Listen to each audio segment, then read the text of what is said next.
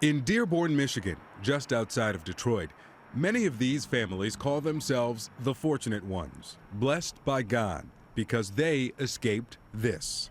The years-long civil war in Syria.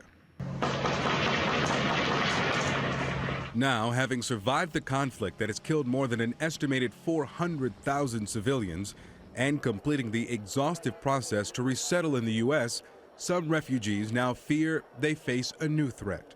This is the protection of the nation from foreign terrorist entry into the United States.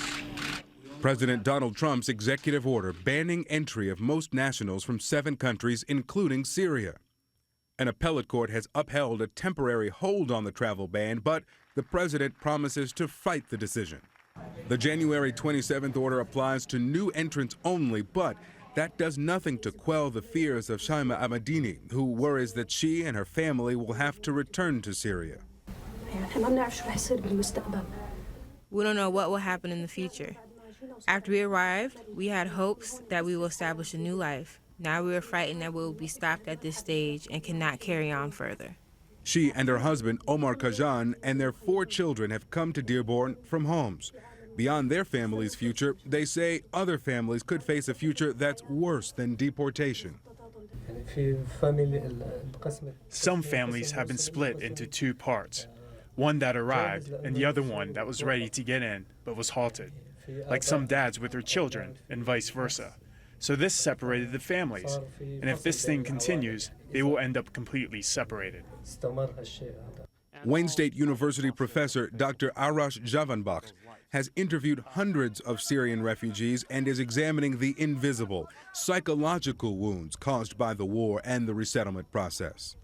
The researchers found that roughly 1/3 of the adult Syrian refugees they evaluated screened positive for post-traumatic stress disorder. Javanbakht says stressors like the uncertainty over the ban exacerbate those challenges.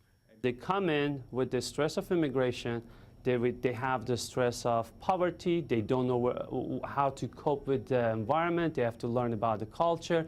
They don't know how much they're wanted by the environment. With the uncertainty which is going on now, they don't even know if tomorrow they will be in this country or not. Stress level has increased since the travel ban. Mohammed Al-Saud is part of the research team. They feel like they're not going to be treated as well, or things won't live to their expectations. Al-Saud has experienced similar pain. He came to the U.S. in 2008 as a refugee from Iraq. In fact, all of the volunteer researchers are former refugees from Iraq. Living the experience myself made me decide to do whatever is possible to help them. Farhan Nassif is nearly brought to tears by thoughts of family members still besieged by war. I've received a voicemail from my brother saying, if God willing, I will see you in the hereafter life, in heaven, as we won't see each other again here. These words really touched me a lot, as there is no hope we see each other again here, only in heaven. His wife, Huda Hamada, says their daughters, Zina, who's 5, and Shehet, who's 10, have suffered too.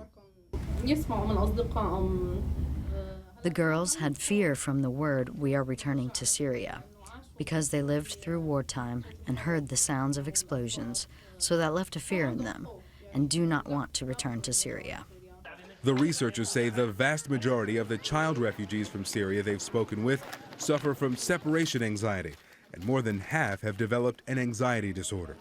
They don't have that sense of independence, or like things will be fine if you are like just a little bit away from your parents. A 6-year-old Syrian kid who came here in 20 years is going to be an American adult, right? So now this is our questions as Americans. They have to ask themselves, do we want this kid, when they're an adult, be an integrated, functional, happy, and productive American, or do we want them to be segregated, low socioeconomic class, person who sees others as the Americans and themselves as the group of refugees who came here? Integration is very important, and that's on us.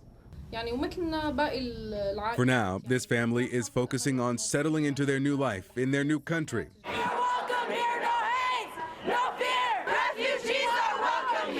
But as the fight over immigration and national security wages on, many still wonder if they'll be forced to pack up and look for a new place to call home.